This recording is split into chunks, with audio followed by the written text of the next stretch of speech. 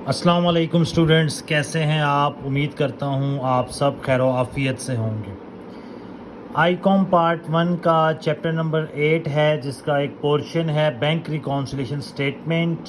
वो हमने स्टार्ट किया था और आज उसका लेक्चर नंबर 2 है। लेक्चर नंबर 1 में हमने पढ़ा था बैंक रिकॉन्सिलेशन स्टेटमेंट क्या होता है, क्यों बनाया जाता है, कौन बनाता है, बैलेंसेस कौन से हैं कैश बुक और पासबुक के, और पहला आइटम पढ़ा था जिसकी वजह से डिस्क्रिपेंसीज क्रिएट होती हैं कैश बुक में और पासबुक में। आज हम कुछ और डिस्क्रिपेंसीज पढ़ेंगे जिसकी वजह से बहुत से प्रॉब्लम्स आते हैं और जिनको ठीक करने के लिए बैंक रिकॉन्सिलेशन स्टेटमेंट बनाई जाती है। नेक्स्ट जो हमारे पास एलिमेंट है वो है अनकोलेक्टेड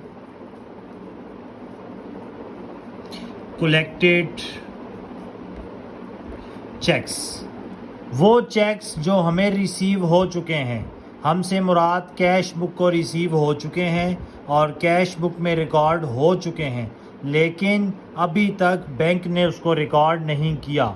उसकी बहुत सारी वजूहात हो सकती हैं कि वो हमने अभी तक बैंक में जमा ही नहीं करवाया, या अगर जमा करवा दिया है तो बैंक ने उसको अभी तक क्लियर नहीं किया, क्रेडिट नहीं किया। तो इसको हम क्रेडिटेड चेक्स या अनक्लियर्ड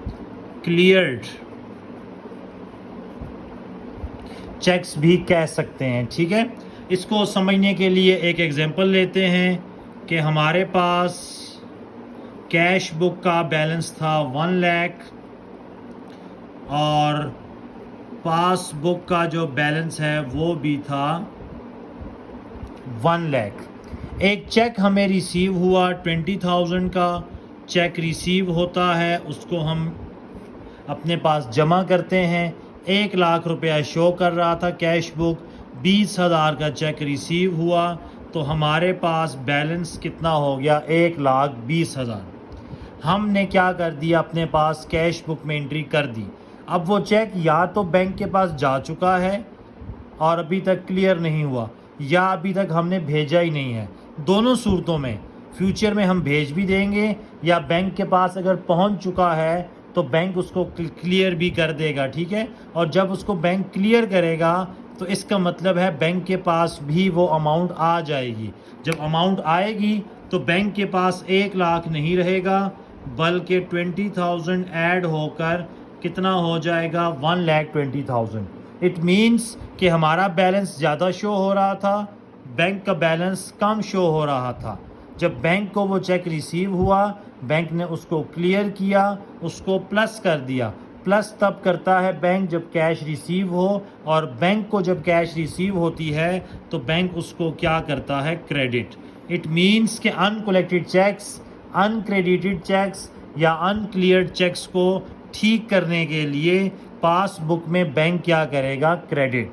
तो जब हम सवाल करेंगे, पढ़ेंगे, तो उसमें भी आपने यही याद रखना है कि अनकलेक्टेड चेक्स क्या होंगे, क्रेडिट होंगे।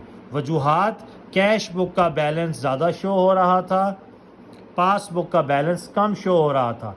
बैंक ने चेक क्लियर किया, अमाउंट ऐड कर दी। ऐड करते हैं तो लाइबिलिटीज़ बढ़ती है, बैंक की लाइबिलिटीज़ बढ़ेगी तो क्रेडिट। तो अनकलेक्टेड चेक्स वो हैं जो कैश बुक में रिकॉर्ड हो जाएं लेकिन बैंक में अभी तक रिकॉर्ड नहीं हुए, या दूसरे अल्फाज में कैश बुक का बैलेंस ज़्यादा शो हो और पासबुक का बैलेंस कम शो हो, इसे हम कहते हैं अनकलेक्टेड चेक। तीसरा जो आइटम है प्रॉब्लम का वो है डायरेक्टली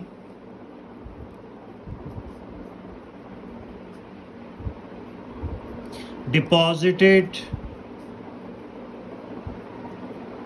इनटू बैंक।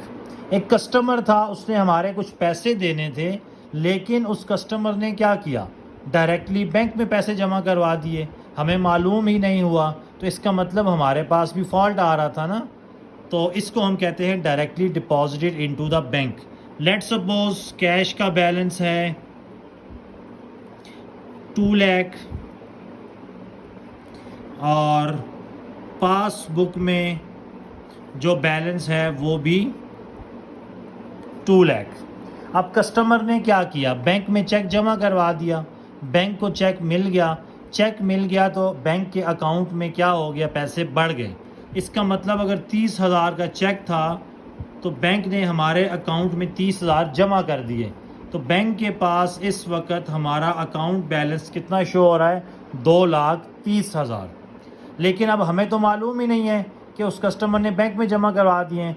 मंथ के एंड पर जब मैं बैंक वाले के पास गया तो मैंने कहा बैंक में मेरा 2 लाख रुपए पड़े हैं, लेकिन बैंक वाला मुझे कहता है कि आपके 2,30,000 रुपया पड़ा है। तो मसला तो आ गया, मैच तो नहीं हो रही वैल्यूज़, इसका मतलब कुछ ना कुछ प्रॉब्लम तो है। फिर हमने जब चीज़ें देखी तो पता चला कि एक कस्टमर ने बैंक में तो पैसे जमा करवा दिए हैं, लेकिन कैश बुक वालों को अभी तक कोई ख़बर नहीं है। इसका मतलब पासबुक का बैलेंस ज़्यादा शो हो रहा था, कैश बुक का बैलेंस कम शो हो रहा था। अब चूंकि हमें पैसे मिलने थे, वो बैंक को मिल चुके, बैंक ने उसको जमा कर दिया, क्रेडिट कर दिया। अब मिस्टेक क्या थी, कैश बुक में रिकॉर्ड नहीं हुआ। तो जब बैंक में हमारा बैलेंस इंक्रीज़ हो गया तो हम कैश बुक का बैलेंस भी 30,000 से इंक्रीज़ कर देंगे और हमारा और बैंक का बैलेंस क्या हो जाएगा, बराबर हो जाएगा। हमने क्या किया, गलती ठीक करने के लिए ऐड कब करते हैं, जब कैश रिसीव होती है। जब कैश रिसीव होती है तो उसको हम डेबिट करते हैं, ठीक है। प्लस तब करते हैं जब डेबिट होती है, एसेट्स बढ़ता है तो डेबिट। इसका मतलब directly deposit into the bank की मिस्टेक ठीक करने के लिए हम लोग क्या करेंगे, डेबिट करेंगे। डायरेक्टली डिपॉजिटेड से पासबुक का बैलेंस ज़्यादा शो हो रहा था, कैश बुक का बैलेंस कम शो हो रहा था। ठीक करने के लिए कैश बुक ने अपने पास रिकॉर्ड कर लिया, जिससे उसका बैलेंस बढ़ गया, तो कैश अकाउंट क्या हो गया, हमारे पास डेबिट हो गया। नेक्स्ट जो मिस्टेक है हमारे पास, ट्रेडर विड्रॉन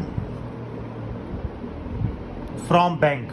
अब ताजिर ने क्या किया है कि बैंक से पैसे निकाल लिए हैं, लेकिन अभी तक अकाउंटेंट को उसने बताया नहीं है। इसका क्या इफ़ेक्ट होगा, देखते हैं। कैश बुक में बैलेंस है 2 लाख, पासबुक में बैलेंस है 2 लाख। ट्रेडर ने बैंक से क्या कर लिए, निकलवा लिए, 50,000 निकलवा लिया। इसका मतलब बैंक के पास हमारा कितना बैलेंस शो हो रहा है, 1,50,000। लेकिन कैश बुक के अकाउंटेंट को तो अभी तक पता ही नहीं है कि अभी तक ये ट्रांजैक्शन हुई है या नहीं हुई, ठीक है। लेकिन मंथ बाद जब हम जाएंगे बैंक वाले के पास, हम उसे कहेंगे यार हमारा 2 लाख आपके पास पड़ा हुआ है। बैंक वाला कहेगा नहीं आपका 1.5 लाख पड़ा है। तो क्या हुआ, डिस्क्रिपेंसी क्रिएट हो गई ना, फ़र्क आ गया अमाउंट बैलेंसेस में। फिर हमने जाकर चेक किया तो पता चला कि ट्रेडर ने 50,000 रुपया क्या किया था, निकलवा लिया था, लेकिन कैश बुक वाले को अभी तक खबर नहीं है। इसका मतलब पासबुक में तो वो काम कर चुके हैं, बैंक से निकलवा चुका है, डिडक्ट हो चुकी है अमाउंट और बैलेंस लेस शो हो रहा है 1.5 लाख से। कैश बुक वाले ने अभी तक एंट्री रिकॉर्ड नहीं की। जब एंट्री रिकॉर्ड नहीं की तो अब कैश बुक वाले को चाहिए एंट्री रिकॉर्ड करे। पैसे निकलवाए हैं तो पैसे कम हुए हैं, कितने, 50,000 माइनस करेंगे तो 1.5 लाख आ जाएगा। हमारे पास कैश बुक और पासबुक का बैलेंस क्या हो गया, इक्वल हो गया।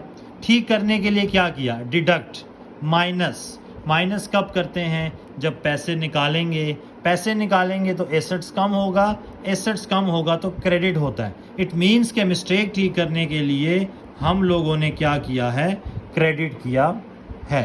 तो जब भी वो कहे कि trader withdrawn from the bank, इसका मतलब है पासबुक का बैलेंस कम शो हो रहा है और कैश बुक का बैलेंस हमारे पास ज़्यादा शो हो रहा है।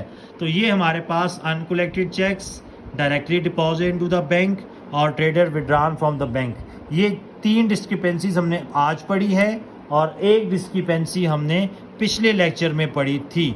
तो ये 4 अभी तक हम पढ़ चुके हैं, जिसकी वजह से बैलेंसेस में इफ़ेक्ट आता है, डिफरेंस आता है। इंशाल्लाह अगली वीडियोस में हम आपसे और भी डिस्कस करेंगे। तब तक के लिए इजाज़त चाहते हैं। अल्लाह हाफिज़।